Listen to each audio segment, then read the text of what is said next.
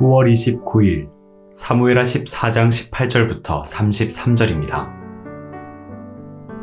왕이 그 여인에게 대답하여 이르되 바라노니 내가 내게 묻는 것을 내게 숨기지 말라. 여인이 이르되 내 주 왕은 말씀하옵소서. 왕이 이르되 이 모든 일에 요압이 너와 함께 하였느냐 하니 여인이 대답하여 이르되 내 주 왕의 살아계심을 두고 맹세하옵나니 내 주 왕의 말씀을 좌로나 우로나 옮길 자가 없으리이다. 왕의 종 요압이 내게 명령하였고 그가 이 모든 말을 왕의 여종의 입에 넣어 주었사오니 이는 왕의 종 요압이 이 일의 형편을 바꾸려 하여 이렇게 함이니이다. 내 주 왕의 지혜는 하나님의 사자의 지혜와 같아서 땅에 있는 일을 다 아시나이다 하니라. 왕이 요압에게 이르되 내가 이 일을 허락하였으니 가서 청년 압살롬을 데려오라 하니라. 요압이 땅에 엎드려 절하고 왕을 위하여 복을 빌고 요압이 이르되 내 주 왕이여 종의 구함을 왕이 허락하시니 종이 왕 앞에서 은혜를 입은 줄을 오늘 아나이다 하고 요압이 일어나 그 술로 가서 압살롬을 데리고 예루살렘으로 오니 왕이 이르되 그를 그의 집으로 물러가게 하여 내 얼굴을 볼 수 없게 하라 하매 압살롬이 자기 집으로 돌아가고 왕의 얼굴을 보지 못하니라. 온 이스라엘 가운데에서 압살롬같이 아름다움으로 크게 칭찬받는 자가 없었으니 그는 발바닥부터 정수리까지 흠이 없음이라.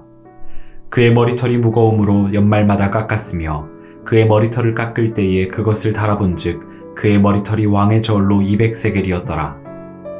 압살롬이 아들 셋과 딸 하나를 낳았는데 딸의 이름은 다말이라. 그는 얼굴이 아름다운 여자더라. 압살롬이 이태 동안 예루살렘에 있으되 왕의 얼굴을 보지 못하였으므로 압살롬이 요압을 왕께 보내려 하여 압살롬이 요압에게 사람을 보내 부르되 그에게 오지 아니하고 또다시 그에게 보내되 오지 아니하는지라. 압살롬이 자기의 종들에게 이르되 보라 요압의 밭이 내 밭 근처에 있고 거기 보리가 있으니 가서 불을 지르라 하니라. 압살롬의 종들이 그 밭에 불을 질렀더니 요압이 일어나 압살롬의 집으로 가서 그에게 이르되 어찌하여 내 종들이 내 밭에 불을 질렀느냐 하니 압살롬이 요압에게 대답하되 내가 일찍이 사람을 내게 보내 너를 이리로 오라고 청한 것은 내가 너를 왕께 보내 아뢰게 하기를 어찌하여 내가 그 술에서 돌아오게 되었나이까 이때까지 거기에 있는 것이 내게 나았으리이다 하려 함이로라. 이제는 내가 나로 하여금 왕의 얼굴을 볼 수 있게 하라. 내가 만일 죄가 있으면 왕이 나를 죽이시는 것이 옳으니라 하는지라. 요압이 왕께 나가서 그에게 아뢰매 왕이 압살롬을 부르니 그가 왕께 나아가 그 앞에서 얼굴을 땅에 대어 그에게 절하매 왕이 압살롬과 입을 맞추니라.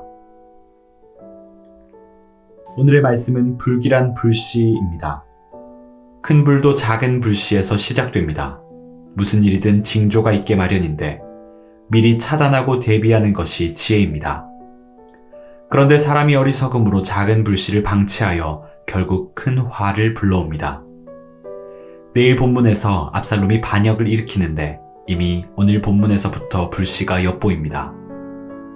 다윗이 미리 차단했어야 할 불씨인데 우리도 마찬가지입니다. 미리 차단해야 할 작은 불씨는 무엇일까요? 먼저 분명하게 처리되지 않은 죄입니다. 압살롬은 형제를 죽인 죄인입니다. 그래서 멀리 도망갔는데 오늘 돌아오게 됩니다. 그런데 안타까운 것은 아무런 조치가 없습니다. 압살롬의 죄를 묻는 일도 없고 상응하는 형벌도 내리지 않습니다.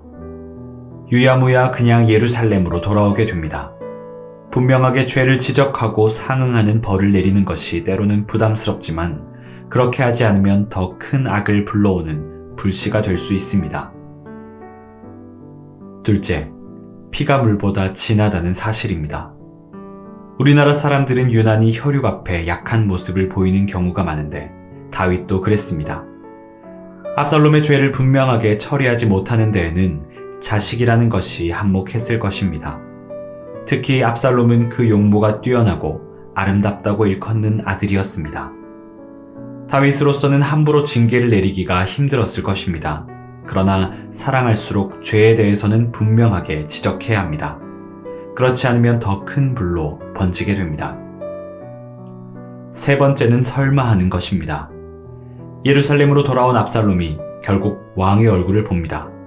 과거의 허물을 씻어내고 왕자로 인정받는 장면인데 이 일을 도운 것이 요압입니다. 요압도 압살롬의 존재를 우려했는지 압살롬이 만나자고 해도 만나질 않고 버텼는데 압살롬이 요압의 밭에 불을 질러서 그를 불러냅니다.